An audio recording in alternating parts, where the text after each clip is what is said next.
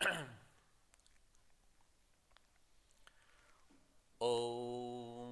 सदाशिवसमारम्भां शङ्कराचार्यमध्यमाम् अस्मदाचार्यपर्यन्तां वन्दे गुरुपरम्परां श्रुतिस्मृतिपुराणानाम् आलयं करुणालयं नमामि भगवत्पादं शङ्करं लोकशङ्करं शङ्करं शङ्कराचार्यं केशवं बादरायणं सूत्रभाष्यकृतौ वन्दे भगवन्तौ पुनः पुनः ईश्वरो गुरुरात्मेति मूर्तिभेदविभागिने व्योमवद्व्याप्तदेहाय दक्षिणामूर्तये नमः।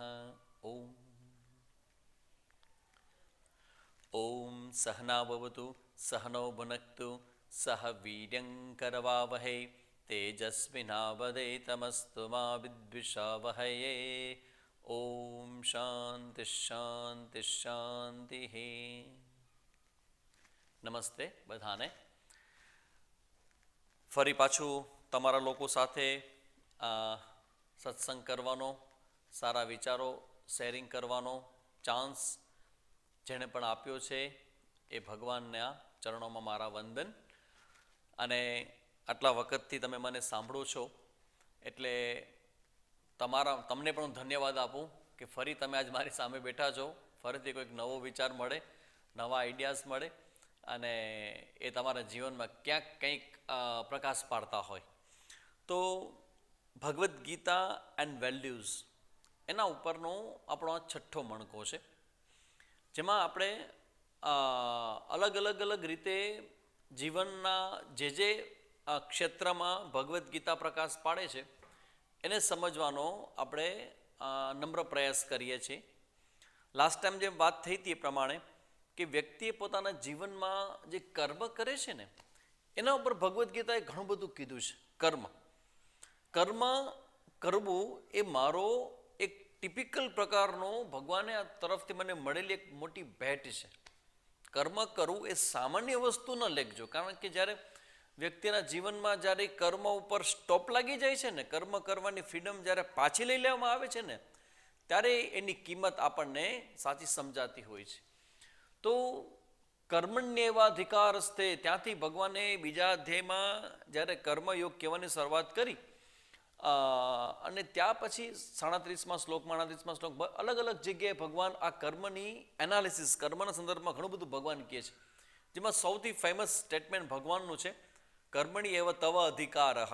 આપણો અધિકારનું ક્ષેત્ર અને આપણા જીવનમાં જે પણ કંઈ જોઈએ છીએ એ મેળવવા માટેનો પ્રયત્ન કરવા માટેની સ્વતંત્રતા એ પ્રકૃતિએ તમને ને મને કર્મ રૂપે આપી છે. આ ફ્રીડમ છે મારી પાસે.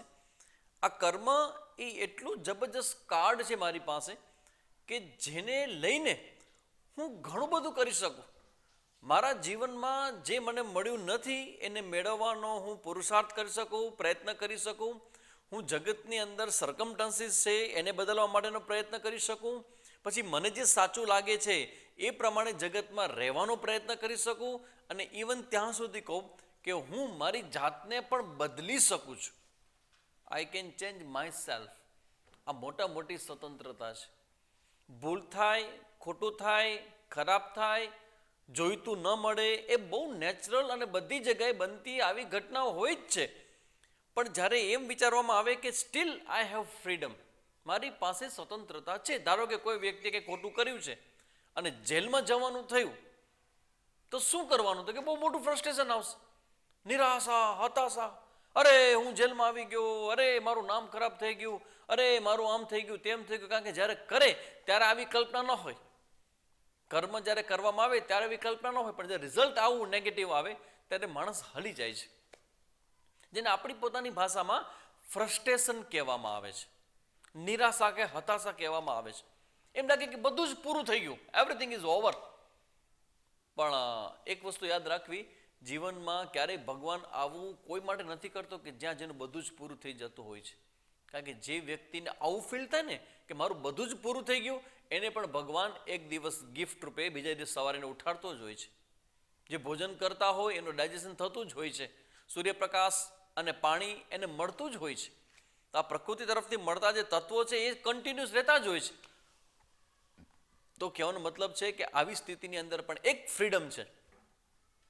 તમે જ્યારે પણ તમને લાગે કે you did something wrong which is not appropriate, આ બરાબર નહોતું, કંઈક ખોટું થયું છે, બરાબર નથી થયું, you can just come back. આ ભગવાને જે આપણને પાછું વળવાની જે સ્વતંત્રતા આપી છે ને, એના ઉપર ધ્યાન જશે ને તો કદી મરવાનો વિચાર નહીં આવે.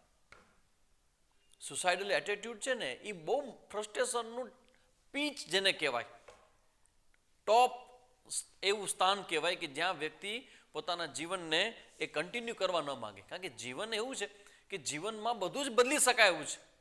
જીવનમાં એનીથિંગ કેન બી ચેન્જ. તમે તમારી જાતને, તમારા વ્યક્તિત્વને, તમારા વિચારોને, તમારી દિનચર્યાને, આ બધાને બદલી શકો છો. એના માટેનું સૂત્ર હું વારંવાર દર વખતે જે કહું છું, આજે પણ કહીશ કે ભગવાનની આ સ્વતંત્રતાનો હું જે જોઉં છું એ સેન્સમાં જોઉં છું કે what you think, how you take it. તમે એને જેવી રીતે લો છો ને એ તમારા સામે એવી સ્થિતિઓ આવે છે. હમણાં જ કોઈક વ્યક્તિને મળવાનું થયું કે ભાઈ મારે 5-7 વર્ષ જેલમાં રહેવાનું થયું, પણ સામે જે બધા જ કેટલા બધા પુસ્તકો વાંચવા માંડ્યા, કેટલા મંત્ર જાપ કરવા માંડ્યા, કેટલું ધ્યાન કરવા માંડ્યું, અને હવે જ્યારે હું જેલની બહાર આવ્યો છું ત્યારે આખું મારું જીવન બદલાઈ ગયું છે. પરિસ્થિતિ હંમેશા આપણા માટે ચેલેન્જિંગ હોય છે, પણ પ્રકૃતિ હંમેશા પરિસ્થિતિઓ દ્વારા આપણને કોઈને કોઈ મેસેજ આપતું હોય છે. If you are ready to notice this message, તમારા માટે શું મેસેજ લઈને આવ્યું છે પરિસ્થિતિ, ભલે નેગેટિવ છે, ભલે તમને અત્યારે કડવી દવા જેવી લાગે છે, તમને બરાબર લાગતું નથી, પણ હોઈ શકે કે તમારું ફ્યુચર એ બ્રિલિયન્ટ બનાવવા માટે ભગવાન તમને એક તક આપતું હોય. કારણ કે તમારી અંદર, દરેક વ્યક્તિની અંદર સુસુપ્તપણે છુપાયેલી જે બધી શક્તિઓ હોય ને એને પેઇન દ્વારા જાગૃત કરવામાં આવે છે. આ પ્રકૃતિનો, આ જગતમાં જોવા મળતા મહાન વ્યક્તિઓના જીવન જોઈને તો પ્રિન્સિપાલ જોઈ જ શકાશે, આ સિદ્ધાંત જોઈ જ શકાશે દરેકના જીવનમાં. Without pain there is no growth at all. જ્યાં સુધી પેઇન ન થાય, દુઃખદ ઘટનાઓ ન ઘટે, ત્યાં સુધી માણસનો ગ્રો, એનો ડેવલપમેન્ટ, એનો એચિવમેન્ટ માટેનો પ્રયત્નની જે સ્પીડ છે એ ત્યાં સુધી નથી વધતી જ્યાં સુધી વ્યક્તિને આવા ધક્કા લાગતા નથી. તો જીવન તરફ જોવાની મારી દ્રષ્ટિને હું બદલું, અને કર્મની સ્વતંત્રતા સંદર્ભમાં લાસ્ટ મેં કહ્યું હતું કે આપણું જે કર્મ છે ને એ હંમેશા ફળથી પ્રેરાયેલું હોય છે. મારે ફળ જોઈએ છે. કર્મ શું કામ કરો છો? કર્મ માટે નથી કરતા, કર્મ હંમેશા આપણે ફળ માટે કરીએ છીએ, અને ફળને મારે ભોગવવું છે. I would like to entertainment ફલમ. ફળ શું છે? મારી ઈચ્છાનો વિષય. વિદ્યાર્થી હો તો પર્સન્ટેજ જોઈએ છે, તમે ગ્રેજ્યુએટ થયા હો તમારે જોબ જોઈએ છે, જોબમાં લાગી ગયા હો તો જીવન પાત્ર સ્પાઉસ જોઈએ છે, તમારે કંઈક ને કંઈક તમારે જોઈએ છે. બધું બરાબર ગોઠવાઈ ગયું હોય, પાત્રમાં મળી ગયું, ઘરમાં ચાલતું હોય તો ઇન્ક્રીમેન્ટ જોઈએ છે, ડેવલપમેન્ટ જોઈએ છે, મોર મની, પૈસા, આ બધું જોઈએ, આ ચાલ્યા જ કરશે. અને તમને જે જોઈએ છે એવું લાગે છે એટલે તમે દોડો છો. ઇટ્સ ઓકે, આમાં કંઈ ખોટું નથી. પણ સમજો કે જ્યારે તમે કર્મ કરો છો ને ત્યારે જે ફ્રસ્ટ્રેશન કે નિરાશા કે હતાશા ઊભી થાય છે ને, જે તમે એ પરિસ્થિતિને અત્યારથી તમે તમારા માઇન્ડને ટ્રેન કરી શકો કે તમારા જીવનમાં ટ્રીમેન્ડસ પ્રયત્ન હોય, કર્મ હોય, પણ ફ્રસ્ટ્રેશન લગભગ નીલ હોય. આ પોસિબલ છે, આ શક્ય છે. હું એ વસ્તુ કહેવા માગું છું કે આપણા કર્મ અને કર્મ ફળની આપણી જે માનસિકતા છે ને, કર્મ ફળનો આગ્રહ છે, જોઈએ જ, અને ન મળે તો એનો જવાબ તો અમારી પાસે નથી. ન મળે તો મરી જઈશ, ધેટ્સ ઓલ. આ જે માનસિકતા છે એ આપણે બદલવી જોઈએ. તો તમે કહેશો કે સ્વામીજી હું ફળ પ્રત્યેનો મારો એટીટ્યુડ બદલું તો પછી કર્મ મારો ઉત્સાહ ક્યાંથી આવશે? આ જ મુદ્દો મેં લાસ્ટ ટાઈમ મૂક્યો હતો કે હું કર્મ કરું તો કર્મ કરવાની પ્રેરણા શું મારી? હવે સમજો એક વસ્તુ.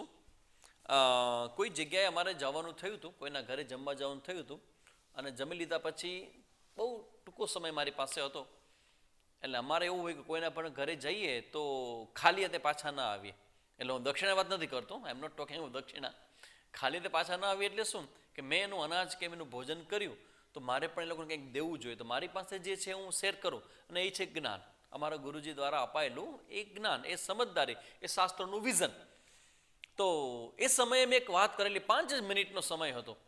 ઘરના બધા જ સભ્યોને બેસાડીને મેં વાત કરી કે તમારે જીવનમાં જો ઘરની અંદર શાંતિ જોતી હોય તો એક જ વસ્તુ કરવી, તમારે જે જોઈ છે ને એ તમારે બીજાને આપવું, ગિવિંગ આપવું. તો કે સામેજી એમ કેમ બને કે મને જે જોતું બીજાને કેમ આપી શકું, મારી પાસે નથી એટલે તો હું માગું છું. પણ ના ના, હું તમને બીજું જ કંઈક કહેવા માગું છું, મારો ઇશારો પકડજો બરાબર. હું તમને એમ કહું છું કે તમને જે જોઈ છે એ તમારે એને આપવું. જો તમે આપશો ને તો તમને જે જોઈ છે ને તમને મળી જશે. સ્વામીજી આ તમારું મેથ્સ જરા વધારે સાહિત્ય સમજાવશો તો ટપ્પો પડશે અમને, કે લાગે તો બહુ સારું, આ તો કેવું સારું કહેવાય. આપણે એને આપીએ અને આપવાને કારણે આપણે જે જોઈએ છે આપણને મળી જાય તો કેવું સારું કહેવાય. અને એ એક જ વસ્તુ છે કે જે તમને કુટુંબ પરિવારમાંથી જોઈએ છે ને એ જોઈએ છે તમને પ્રેમ, તમને જોઈએ છે સન્માન, રિસ્પેક્ટ, પ્રેમ જોઈએ છે તમને. તો તમે પ્રેમ આપો. તમે પ્રેમ આપશો ને તો આપવાની પ્રક્રિયાના ફળ સ્વરૂપે જે તમે આપો છો ને એ તમે પામો છો. ભગવદ્ ગીતાનું સૂત્ર છે આપે નહીં પામે. અહીં આપવાનો મતલબ છે કર્મ, પ્રયત્ન. તમે પ્રયત્ન કરો, કર્મ કરો, તો તમે કર્મને પ્રયત્ન કરો છો તો રિઝલ્ટ તૈયાર થશે જ. અને જે તૈયાર થશે એ તમે આપો છો જ્યારે, ત્યારે તમને એ રિટર્ન બેક પ્રકૃતિ કોઈ પોતાની પાસે રાખશે નહીં, તમને આપી દેશે પાછું. આટલા વર્ષના અનુભવ પછી, હું સાધુ બન્યાના વર્ષો થયા પછી હું તમને કહું છું આ, કે તમે જેટલું સમાજને, જેટલું બીજાને તમે આપશો ને એટલું એ બધું પાછું આવે છે. આ આપવાથી વધે ને એવું આ એક પ્રકારનો વ્યવહાર છે, એને શીખવા જેવો છે. તો કર્મ કરતા હો તો તમારે જે રિઝલ્ટ જોઈએ છે તો ઇટ્સ ઓકે, રિઝલ્ટ તમને જોઈએ છે, પણ તમારું ધ્યાન રિઝલ્ટમાં તમે રાખો એના કરતાં બેટર છે કે તમે તમારા પ્રયત્ન પર કોન્સન્ટ્રેટ કરો. તમે જે તમારા કર્મનું ઇન્સ્પાયરેશન જે રિઝલ્ટને બનાવો છો એના કરતાં બેટર છે કે તમે તમારા કર્મને જ તમારું ઇન્સ્પાયરેશન બનાવો. કેવી રીતે બનાવવું? તો પહેલો નિયમ જીવનમાં એવું છે કે તમે સુખી થવાની કલ્પનાથી કંઈક કરો છો ને તો જ્યારે કરો છો ને ત્યારે સુખી તમે નથી. કરેક્ટ? જ્યારે તમે સુખ મેળવવા માટે પ્રયત્ન કરો છો એનો મતલબ એવો કે અત્યારે હું સુખી નથી. તમારું સુખ ક્યાં છે? ઇન ફ્યુચર, ભવિષ્યમાં. ક્યારે મળશે? જ્યારે મને મારા કર્મોનું ફળ મળશે ત્યારે. મારું સુખ શેમાં સમાયેલું છે? મારા કર્મના ફળમાં. બસ આ એક જેને શાસ્ત્રની પરિભાષામાં સકામ કર્મ કહેવામાં આવે છે. હવે હું પ્રશ્ન કરું કે તમે એવું કેવી રીતે કન્ક્લુડ કર્યું કે તમે જે કર્મ કરો છો એમાં કંઈ સુખ નથી? સુખ માત્ર ફળમાં જ છે. વિચારજો, જે લોકો સફળ થયા છે ને, બહુ ટોચ ઉપર જે પહોંચ્યા છે ને, એ લોકોને પોતાના પ્રયત્નને પણ એન્જોય કરતા આવડતું હતું. સચિન તેંડુલકર પોતાને પ્રેક્ટિસ કરતો હોય તો પ્રેક્ટિસને પણ એન્જોય કરતો, ત્યારે તો એ ક્રિકેટનો ભગવાન થઈ શકો. તમારા જે યંગસ્ટર જે કોઈ સાંભળતા હોય અત્યારે મારી સામે ન બેઠા હો, તમે વડીલ તરીકે હો, તો મારો મેસેજ પહોંચાડજો કે તમે મહેનત કરો, રિઝલ્ટ તો જે આવું એ આવશે જ, પણ જે મહેનત કરો છો ને એને તમે એન્જોય કરી શકો એમ છો. સ્વકર્મણા તમ અભ્યર્ચ સિદ્ધિમ વિંદતિ માનવાહ. આની પહેલા મેં એકવાર આ કોટ તમને કહેલું છે.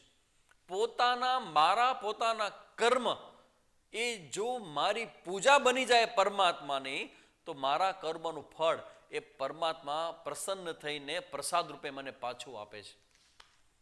This is the principal. જીવનમાં સિદ્ધાંત સમજવા જેવો છે. જો ચોથા અધ્યાયમાં ભગવાન આ વસ્તુ શીખવાડે છે, જેને શું કહેવામાં આવે છે? યજ્ઞ ભાવના. દાદા પાંડુરંગ શાસ્ત્રીજી ખૂબ સરસ મજાની આ ભાવનાને સામાન્ય જન સુધી લઈ ગયા છે. ખૂબ સરસ મજાની વ્યવસ્થા છે, અને એ વ્યવસ્થાનું નામ છે યજ્ઞ ભાવના. આ યજ્ઞ ભાવના એટલે શું? તો કે મારું જે કર્મ છે એ મારું કર્મ એ યજ્ઞ કાર્ય છે. કયો યજ્ઞ છે?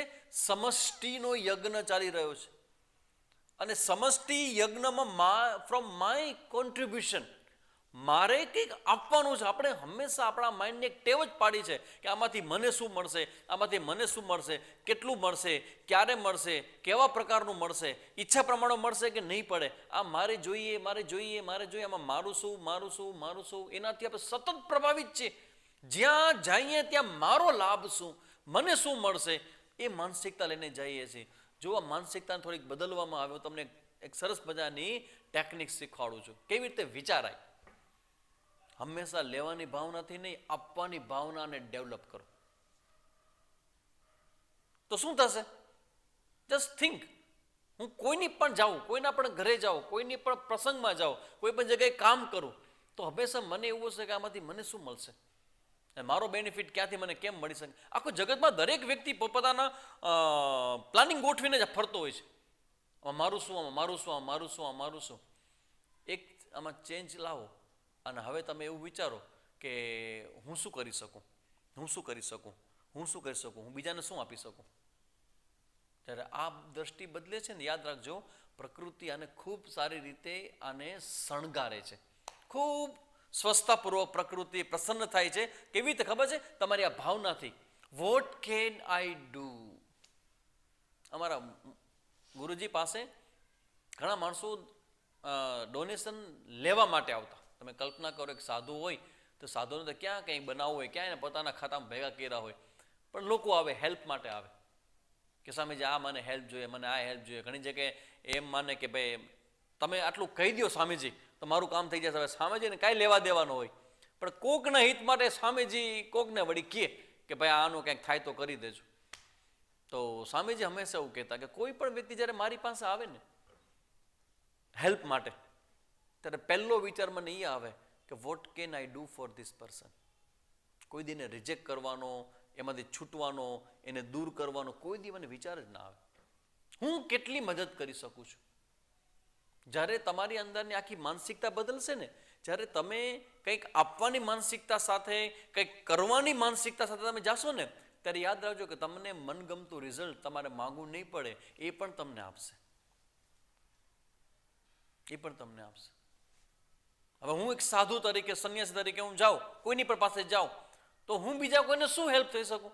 મારી પાસે જ્ઞાન છે, મારી પાસે વિઝન છે. જેમ કે તમારી સાથે બેસીને ચર્ચા કરું છું, તો એ ચર્ચા શેના માટે છે?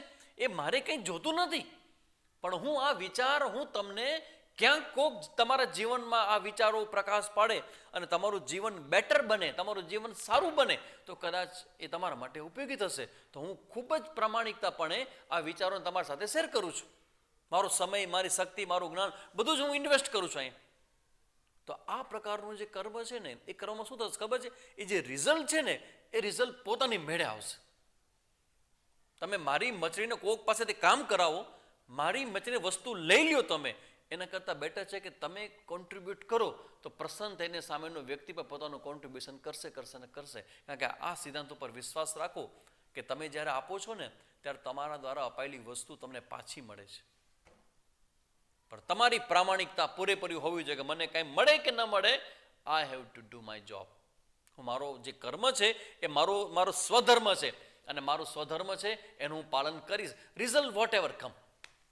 ભગવદ્ ગીતામાં આને નિષ્કામ કર્મયોગથી નવાજવામાં આવ્યું છે. હું તમને આના પ્રિન્સિપલ શીખડાવી રહ્યો છું. નિષ્કામ કર્મ કેવી રીતે થાય? કારણ કે નિષ્કામ કર્મનું રિઝલ્ટ છે ને એ બહુ મોટું છે. સૌથી પહેલું રિઝલ્ટ છે કે ફ્રસ્ટ્રેશન છે જ નહીં.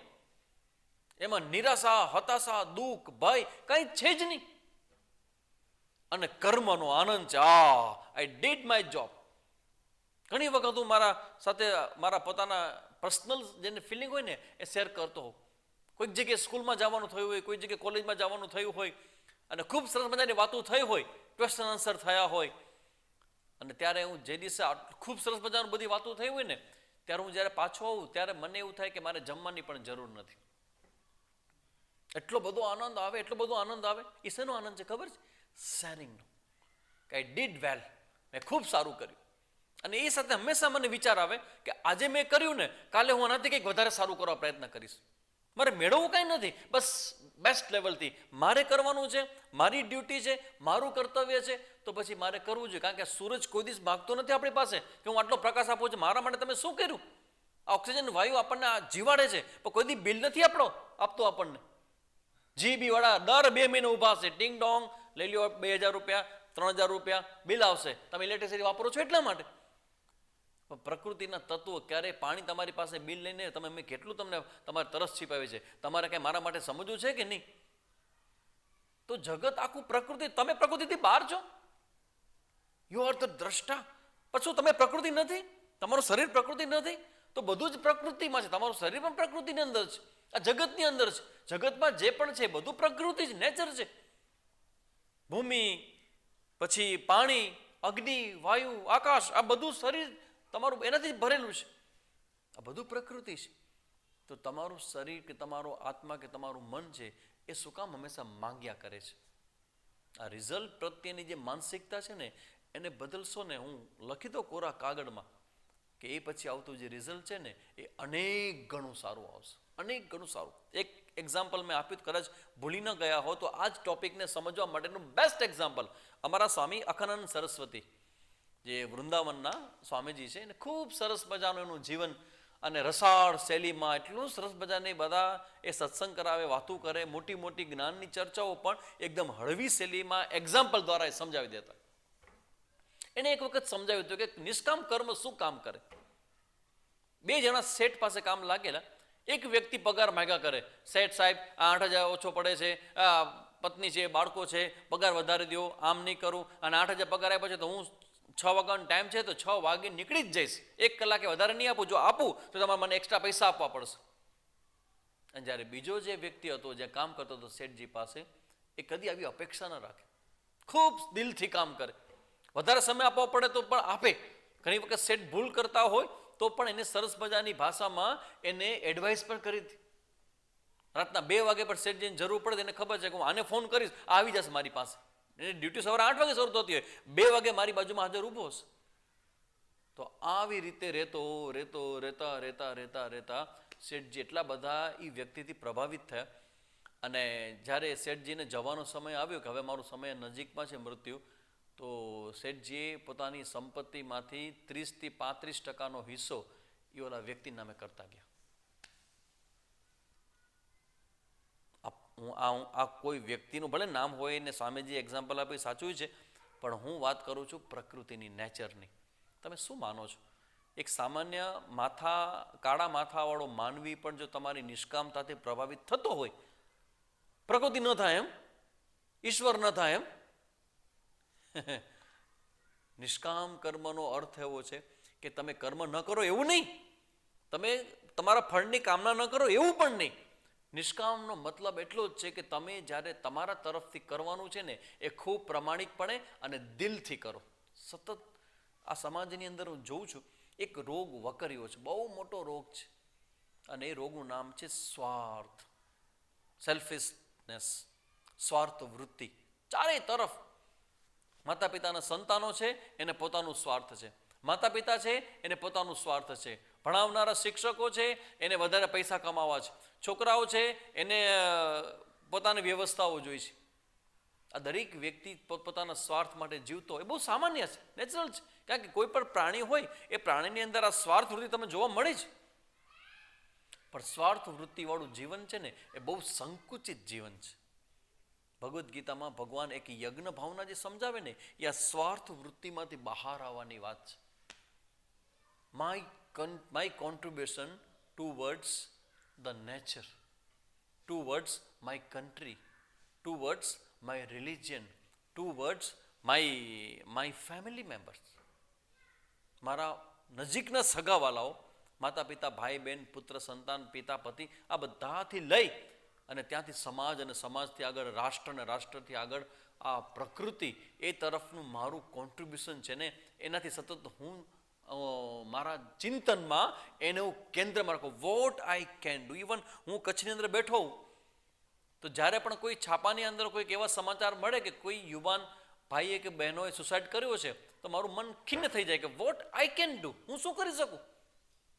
સાધુ બનીને જ્યારે હું આ બેઠો હોઉં કચ્છની અંદર, અને મને જ્યારે કચ્છના લોકો મને ભિક્ષા કરીને મને જમાડતા હોય, મને રહેવા માટેનું સરસ મજાનો આશ્રમ બનાવીને આપતા હોય, મને વ્હીકલ આપતા હોય, તો પછી મારે શું કરવું જોઈએ લોકોના જીવન માટે? What can I do? એનો વિચાર કરવું એ સાચી નિષ્કામતા છે. આ મળે એટલે હું કરું એ તો સકામતા થઈ. મને કાંઈ ન મળે તોય હું બધું જ કરીશ. આ એક પ્રકારની એક માનસિકતા છે. આનું ડેવલપમેન્ટ તમારે ડે બાય ડે તમે તમારા ચિંતનમાં એને કરી શકો. એક ધડાકે નહીં થાય. આ યજ્ઞ ભાવના છે શીખવાડવા માટે દાદાએ કેવા સરસ પ્રયોગો કર્યા છે.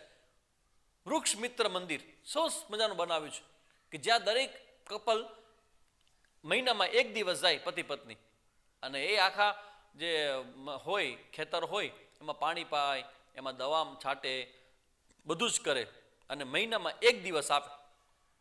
30 કપલ હોય તો આખો મહિનો થઈ જશે. એક દિવસ કોના માટે? એને શબ્દ આપ્યો ભગવાન માટે. આ એક દિવસ હું મારા માટે નહીં, હું ભગવાન માટે જીવીશ. આ કેટલો સરસ મજાનો વિચાર છે. તમે પગાર લઈને કામ કરો છો, પણ પગાર લીધા વગર સાવ કોઈ પ્રકારનો આવી માનસિકતા વગર કોન્ટ્રીબ્યુશનના ભાવથી કર્મ કરવું એ બહુ મોટી ઘટના છે. અને હું કોરા કાગળમાં લખીને આપું કે તમારા જીવનમાં ફ્રસ્ટ્રેશન હંમેશ માટે રજા લઈ જશે. કારણ કે ને છગનભાઈ ક્યાં તો રજા લઈ ગયા. એટલે મેં કીધું કે રજા આપી શું કામ? તો કે એમ થોડું માગવા આવ્યા છે. આવ્યા અને ગયા. અરે ભાઈ, તમારા જીવનમાંથી ભય અને તમારા જીવનમાંથી ફરિયાદ એ રજા લઈ જશે. કારણ કે એવા યજ્ઞ ભાવનાનો મતલબ એવો છે કે ભાઈ હું મારું કોન્ટ્રીબ્યુશન કરું અને I enjoy my contribution. What I have to do I am doing. આનો આનંદ એટલો બધો વિશાળ છે, એટલો બધો છે આનંદ. આનો એન્જોયમેન્ટ એટલું બધું તમારા હૃદયમાં ઊભું થાય આખું આનંદ. પછી તમને એવું થાય કે રિઝલ્ટ વોટ એવર કમ એ બધું એક્સ્ટ્રા છે, એડિંગ છે. મુખ્ય મારો આનંદ છે. અને કયો છે? મારા કરવાનો આનંદ.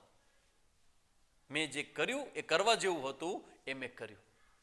તો આ માનસિકતાને ડેવલપ કરવી એટલે ભગવાન કહે ને સ્વકર્મણા તમ અભ્યર્ચ. તમારો જે કર્મ છે એ બેસ્ટ લેવલથી કરો, સારામાં સારું કરો. એમાં તમે માસ્ટરી મેળવવા માટે એમાં તમે તમારી જાતને વધારે વધારે વિકસિત કરવા પ્રયત્ન કરો. જે કરો, ઇવન તમારા પક્ષે તમારા ભાગે ધારો કે કચરા પોતા કરવાના પણ આવ્યા હોય તો બેસ્ટ લેવલથી કરો.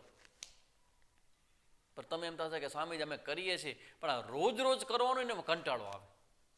આ કોક દી કરવાનું હોય તો સેવા થાય, પણ સ્વામીજી આ રોજ રોજ કરવાનું આવશે ને તો પછી અમને બોરિંગ, કંટાળો આવે અને પછી મજા ના આવે ને બોર થઈ જાય. આ શબ્દો એટલો બધો મને લાગે કે મનુષ્ય જાતિને ખાઈ જનારો કોઈ શબ્દ તો આ બોરિંગ શબ્દ છે. બોર થઈ જાય માણસ, કંટાળો આવે. મને ઘણી વાર થાય કે પ્રશ્ન, માણસને કંટાળો કેવી રીતે આવતો હશે? એ ક્યાંથી લઈ આવ્યા? ભગવાન ગીતાજીમાં એમ કહે અર્જુનને કે અર્જુન તું શોક ન કર. ભગવાન એમ કહે છે કે અર્જુન આ શોક જેવું તો મેં કંઈ બનાવ્યું નથી, તું ક્યાંથી લાવ્યો? આ તો જગત મારું છે ને, એમાં મેં કંઈ શોક વિષાદ કે ભય એવું તો મેં બનાવ્યું નથી, તું ક્યાંથી લેવા? આ તારું કોન્ટ્રીબ્યુશન છે. કંટાળો આવે સામે છે રોજ રોજ કરવાનો. પણ પહેલા જે વસ્તુ કે જે તમે કરો છો ને એના પ્રત્યે તમારી માનસિકતા છે ને એ તમને કંટાળો અને માનસિકતા સ્વસ્થ હશે ને તો એ તમને આનંદ આપશે. આ તમારી માનસિકતા પર ડિપેન્ડ કરે છે અને એને ડેવલપ કરો. એક વસ્તુને બરાબર પકડી લ્યો કે હું જે કરીશ, જે પણ મારા પક્ષે આવશે કરવાનું. ઇવન ગાડી તમારી પાસે 4-વ્હીલર હોય તો એને સાફ કરવાનું મારા પક્ષે આવ્યું છે તો હું બેસ્ટ લેવલથી કરીશ. જ્યારે પણ કરીશ હું બેસ્ટ લેવલથી કરીશ. અને ધારો કે આપણે આ વાતને આપણે સમજ્યું હોય ને તો અત્યારના જે ચિંતકો છે એમ આની પહેલાં મેં વાત કરી હતી, એકાર્ટ ટોલે કરીને વાત કરી હતી. એક વ્યક્તિ છે, બહુ સરસ મજાના ચિંતક છે, ફ્રેન્ચ ફિલોસોફર છે અને ખૂબ સરસ મજાના ટોક્સ એના યુટ્યુબ ઉપર હું જોઉં છું. તો એમનું એક પુસ્તક છે, ફેમસ પુસ્તક છે પાવર ઓફ નાવ. એવું કે તમે પ્રેઝન્ટમાં રહેતા શીખો. આપણે હંમેશા આપણા રિઝલ્ટના પ્રભાવથી ફ્યુચરમાં પ્લાનિંગમાં અને પાસ્ટમાં બનેલી ઘટનાના કમ્પ્લેનિંગમાં એમાંથી બહાર આવી જ નથી શકતા. એટલો બધો પ્રભાવ છે. એ બંને પ્રભાવને કારણે તમારું જે પ્રેઝન્ટ છે ને એ બગડી જાય છે.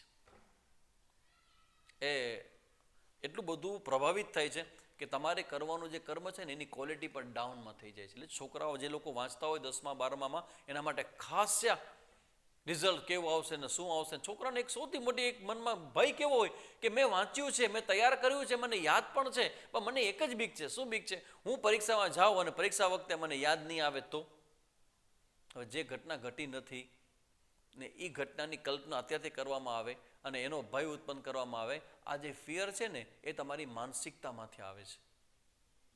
એ ચિંતા ન કરો, કારણ કે એ તમારા હાથમાં નથી. તમારા હાથમાં શું છે? તમે બેસ્ટ લેવલથી અત્યારે તૈયાર કરો. લખીને કરો, વાંચીને કરો, બોલતા બોલતા કરો, તમારો ગ્રુપ્સ બનાવો ફ્રેન્ડ્સના અને ગ્રુપ ડિસ્કશન કરો. કોઈ પણ રીતે તમે તમારા યાદ રાખવાના મુદ્દાઓ માટે ઘણી બધી એની ટેકનિક છે, એપ્લાય કરો. કહેવાનો મતલબ છે તમે જે કરો છો એને બેસ્ટ લેવલથી કરો. ભવિષ્યના સંદર્ભમાં તમારા રિઝલ્ટને મૂકી અને એના પ્રભાવિત થઈને એનાથી ડરી જવું, ભયભીત થઈ જવું અને ફ્રસ્ટ્રેશન માટેની તૈયારીઓ છે બધી. આ નહીં થાય તો, નહીં મળે તો, આવું થશે તો, તેવું થશે તો. અરે થયું નથી, શું કામ થશે? રાતના જંગલમાં નીકળવાનો રસ્તો હોય તો આખો રસ્તો અંધારો જ. 3 કિલોમીટર રસ્તો, લાઇટ નથી ક્યાંય, શું કરશો? 3 કિલોમીટર, 3 કિલોમીટર સુધી લાઇટ નથી. માથે હાથ દઈને ભાઈ બેસી ગયા, અરે લાઇટ નથી, હવે શું જાશું, અરે લાઇટ નથી. બીજાએ ધીમેકથી મોબાઈલ કાઢ્યો, એમાં ટોર્ચ કાઢી. બોલો કે પણ હવે ટોર્ચ 3 કિલોમીટર, તારી ટોર્ચ ખાલી 5 ફૂટની છે. ઓલો કે વેલા આ ટોર્ચ ચાલુ કરું તો 5 કિલોમીટર હું હાલીશ ને, તો પછીના 5 કિલોમીટર પાછી બીજા મને મળશે, પછીના 5 કિલોમીટર 5 ફૂટ પછી મળશે, 5 ફૂટ પછીને મળશે. તો મારી આ નાની નાની ટોર્ચ દ્વારા હું 3 કિલોમીટર રસ્તો પસાર કરી જઈશ. This is thinking. આ તમારી માનસિકતામાં આ ફેરફાર કરવાનો છે કે મારી પાસે અવેલેબલ જેટલા સાધનો છે એમાંથી મારે મારું રડી લેવાનું છે, એમાંથી મારે મારું કરી લેવાનું છે, એમાંથી મારે મારો પુરુષાર્થ સિદ્ધ કરવાનો છે. જે છે એમાંથી જે છે એનો પ્રયોગ કરશો ને તો ભગવાન તમારો પ્રસન્ન થઈ અને વધારે સાધનો પણ ભગવાન તમને આપશે. ટોર્ચથી 10 ફૂટનો રસ્તો હું જોઈ શકતો હોઉં તો 10 હાલવા માંડીશ તો આખો રસ્તો મારો કપાઈ જશે. એમ જીવનની અંદર આવી બધી પરિસ્થિતિઓમાં આપણા પક્ષે આપણા જે થઈ શકે એ બેસ્ટ લેવલથી દરરોજ કરવા પ્રયત્ન કરો. અને જ્યારે પણ થાય ને તમે બેસ્ટ લેવલથી કરો ને, મારું એક કામ કરજો, એક કામ કે તમે જે પણ કંઈ કરો તમારા પક્ષે આવેલું એ તમે જ્યારે બેસ્ટ લેવલથી સહાયતા કરો ને ત્યારે મારા વતી તમારે પીઠ થપથપાવી દેજો સ્વામીજી વતી, કે વાહ યુ ડીડ વેલ. શબ્દ બોલજો, સ્વામીજી કહે છે એવો ભાવ લઈ આવજો. સ્વામીજી કહે છે યુ ડીડ વેલ, ખૂબ સરસ મજાનું કામ તે કર્યું. ઇવન તમે જુઓ કે આખી જે આપણી અંદરની જે આ માનસિકતા છે ને એ ભગવાન નોંધે છે. તમે કામ કેટલું મોટું કરો છો કે નાનું કરો છો એ ભગવાન માટે મહત્વનું નથી. ભગવાન એ જોવે છે કે તમે કેવી રીતે વિચારો છો, તમે કયા ભાવથી એ કામ કરો છો. હું કોઈના પણ ઘરે મળવા જાઉં તો શું મારો એમાં નિજી સ્વાર્થ છે કે મારી આપવાની વૃત્તિ છે? સતત આપણું જીવન સ્વાર્થ વૃત્તિથી પ્રેરાયેલું હોય. પણ જ્યારે મારી અંદર આપવાની વૃત્તિ હું જન્માવીશ અને સતત એનું વધારા કરીશ, પછી ધીમે ધીમે મારું જીવન કેવું બની જશે? દરેક જગ્યાએ મને પહેલો વિચાર આવશે કે હું શું કરી શકું, હું શું, આ મારી આહુતિ છે, આ મારી આહુતિ છે, વોટ કેન આઈ ડુ. અને એ આહુતિ કેવી રીતે આવશે ખબર છે? આ વિચારોથી. પ્રેઝન્ટમાં રહેવાની માનસિકતા પણ તમને અહીંથી જ મળશે. આઈ એમ એન્જોઈંગ માય વર્ક. તમે જુઓ, રામ ભગવાને અવળું મોટું કાર્ય બધા વાનરો ભેગા થઈને કર્યું, સેતુ આખો બાંધ્યો. પણ એમાંથી હું તમને કહું કે જેને ભગવાને શાબાશી આપી હોય એવું કોઈ પાત્ર ને એવી કોઈ ઘટના તમારા ધ્યાનમાં ખરી? એક, જસ્ટ વન. અને કઈ ઘટના? ખિસકોલી. અમે અત્યારે રામ જન્મભૂમિના નિર્માણ માટે સરસ મજાના સપોર્ટ કરવા માટે કેટલા બધા લોકો અત્યારે ફાળો લેવા નીકળ્યા હશે. તો આ એક્ઝામ્પલ બહુ સુટેબલ એક્ઝામ્પલ છે કે વોટ આઈ કેન ડુ, હું જે કરી શકું છું હું બેસ્ટ લેવલથી કરું અને ભગવાનને ચરણોમાં અર્પણ કરું. તો એ ખિસકોલીનું જે કાર્ય છે એ કાર્ય તો બહુ નાનું હતું. એક સિમ્પલ તમે જુઓ કે આવડા મોટો સેતુ બનાવવો હોય તો એમાં કેવડા મોટા પથરાઓ જોઈએ. એ મોટા મોટા પથરાઓ, એ ભાવના તમે જોજો. હું ડોનેશન કે હું દાન આપું, હું શું દાન આપું? અરે ભાઈ તમે દાન જે આપવું એ આપો, પણ કંઈક આપો. શું કામ? કારણ કે તમારા પક્ષેથી તમારું કરેલું દાન છે એ તમારા માટે એક પ્રકારની માનસિકતાને ક્રિએટ કરે છે કે yes I belongs to this ધર્મ. આ મારા ભગવાનનું મંદિર છે. મને ઘરમાં રહેવા માટે ભગવાન આવું સરસ મજાનું ઘર આપ્યું હોય તો ભગવાનનું ઘર બનતું હોય તો મારું કોન્ટ્રીબ્યુશન એ મારી મોટી તક છે. આખી માનસિકતા બદલી ગઈ. ખિસકોલીની માનસિકતા કેવી હતી કે હું પાણીમાં ભીંજાઉં અને પછી રેતીમાં આડોટું અને જ્યારે હું ખંખેરીશ મારા શરીરને તો એટલી રેતી એ સેતુમાં જશે. શું કામ કરે એટલી રેતી? મને કહો તો. પણ એ રેતી નાખે છે અને કામ થાય છે કે નથી થતું એ મહત્વનું નથી. ભગવાન જોવે છે કે કઈ ભાવનાથી કરો છો. એક એક્ઝામ્પલ આની પહેલાં વોટ્સએપમાં ઘણા સમય પહેલાં બહુ ફર્યું, તમને બહુ ગમ્યું હતું. આ કદાચ મેં કહ્યું પણ હશે, ફરીથી રિપીટ કરીશ. મને બહુ ગમે છે આ, અને હું હંમેશા મારી જાતના મારા પોતાના જીવનના અહીંયા પ્રતિબિંબિત થતો જોઉં છું. સાંજ થયું, સૂર્યાસ્તનો સમય થયો અને બધા દેવી દેવતાઓ અને બધાની મિટિંગ બોલાવવામાં આવી અને સૂર્ય ભગવાને જાહેરાત કરી કે હવે હું વિદાય લઉં છું, કાલ સવારે હું આવીશ. તો મારું કામ કોણ કરશે?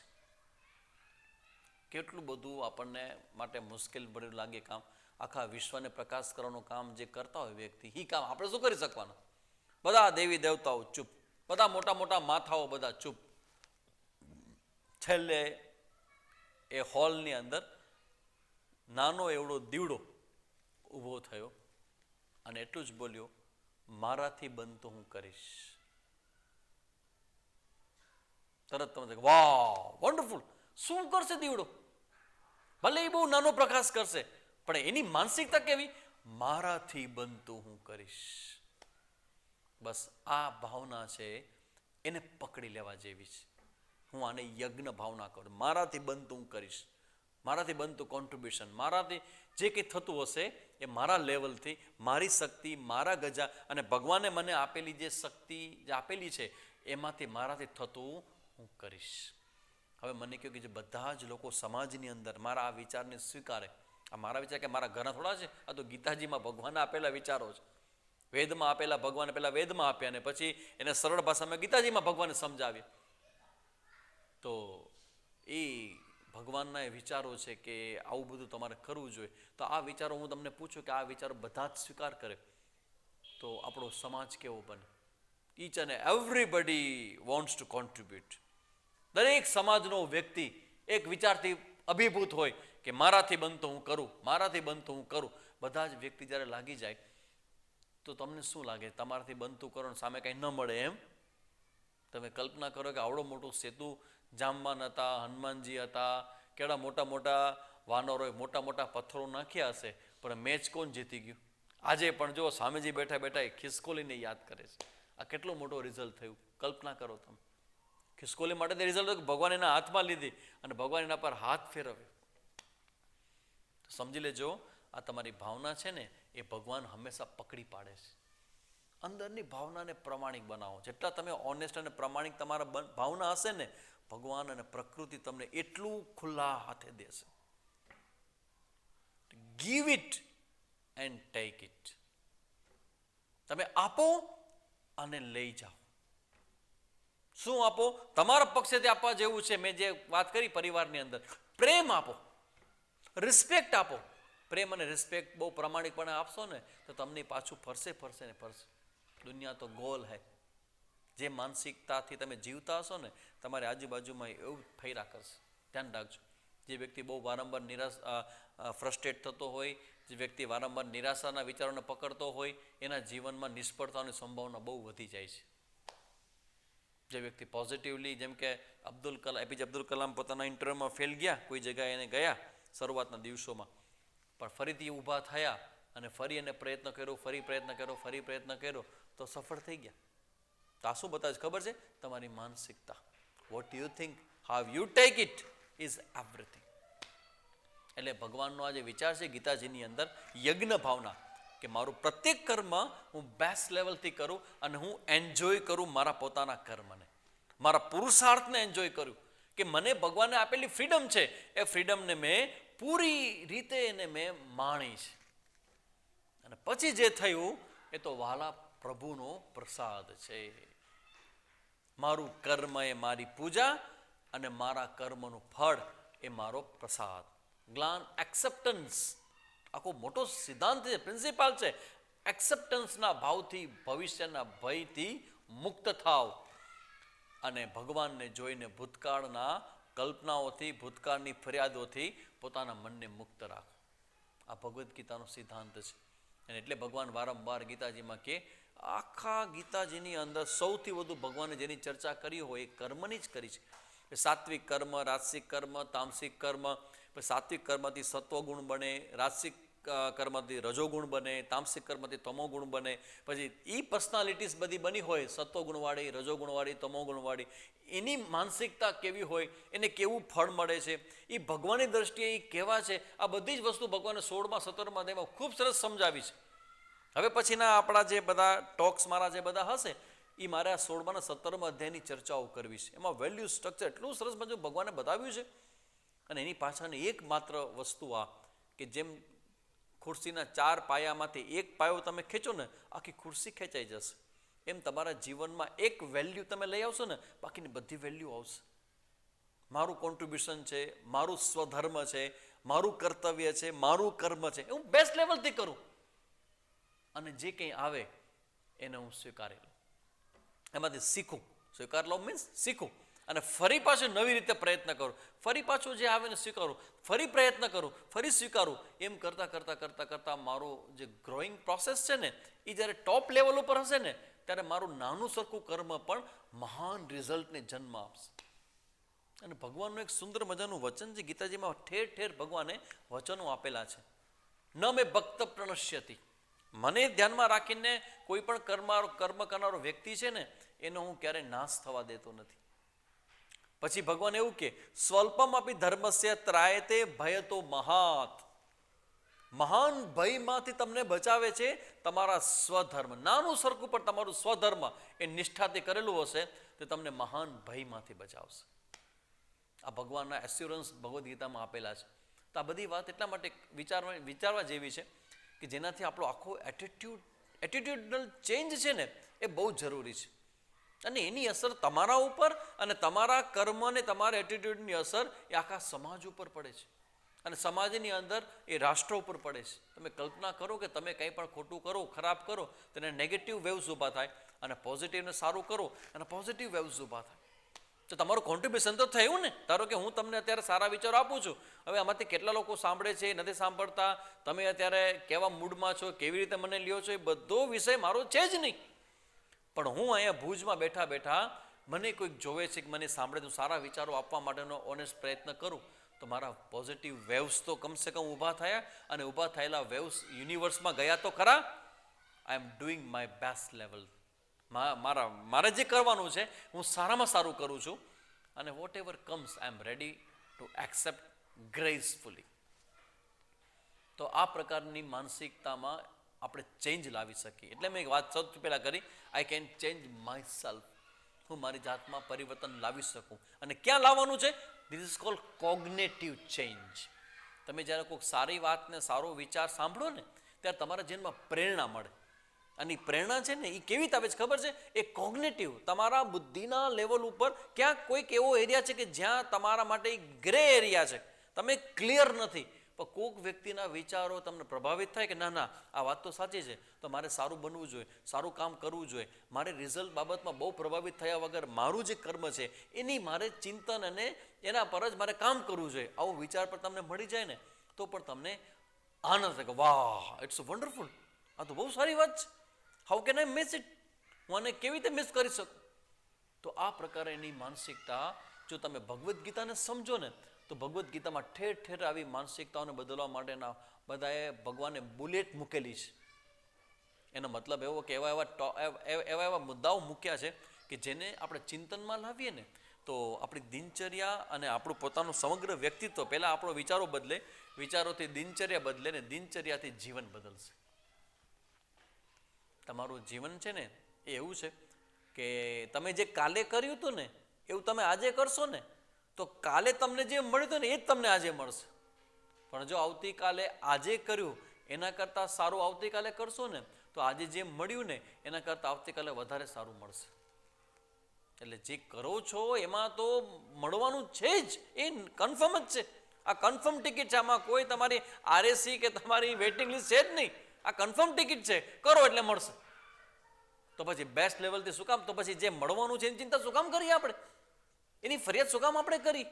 શું કામ અત્યારથી માની લે કે નહીં થાય, નહીં થાય? Why should I make wrong judgement, negative judgement? Why should I make negative judgement? થશે, પ્રયત્ન કરું, થશે, પ્રયત્ન કરું, થશે. કેટલાય નથી થયું તો મારું નથી થયું, થશે. આમ કરતા કરતા કરતા થઈ જશે, થઈ જશે. તો આ આખી પ્રોસેસ જે હું સમજાવું છું ને એ પ્રકૃતિની અંદર બહુ સટલ રીતે ચાલતી આ પ્રોસેસ છે, જેને સફળતાની ટોચ ઉપર પહોંચેલા દરેક વ્યક્તિઓનો આ અનુભવ પણ છે. માત્ર કોરી વાતો નથી, આ ભગવાનના પ્રિન્સિપાલ તો છે, પણ જે વ્યક્તિ સફળ થયો છે ને એ બધા આ અનુભવમાંથી નીકળ્યા છે. તો આપણે આપણા જીવનમાં શ્રેષ્ઠ જીવન જીવવા માટેના આ પ્રયત્ન આપણો કે મારું કર્મ એ મારી પૂજા અને whatever comes to me take it as a prasad, I accept it. તો આ પ્રકારે જો આપણે બદલશું આપણી ભાવનાઓને તો તમને ફ્રસ્ટ્રેશન, ભય, ચિંતા, ફરિયાદ આ બધું તમારા જીવનમાંથી દૂર થશે. હવે આપણે નેક્સ્ટ ટાઈમ જ્યારે પણ મળશું ત્યારે આપણે 16મા અને 17મા અધ્યાયમાં ભગવાને વેલ્યુઝની ચર્ચા કરી છે. અભયમ સત્વ ગુણ ત્યાંથી શરૂ કરી છે અને અલગ અલગ પ્રકારના મૂલ્યની ચર્ચા કરી છે. જે ચર્ચા આપણે બધાને ફરીથી જોશું. ઓમ તત્સત.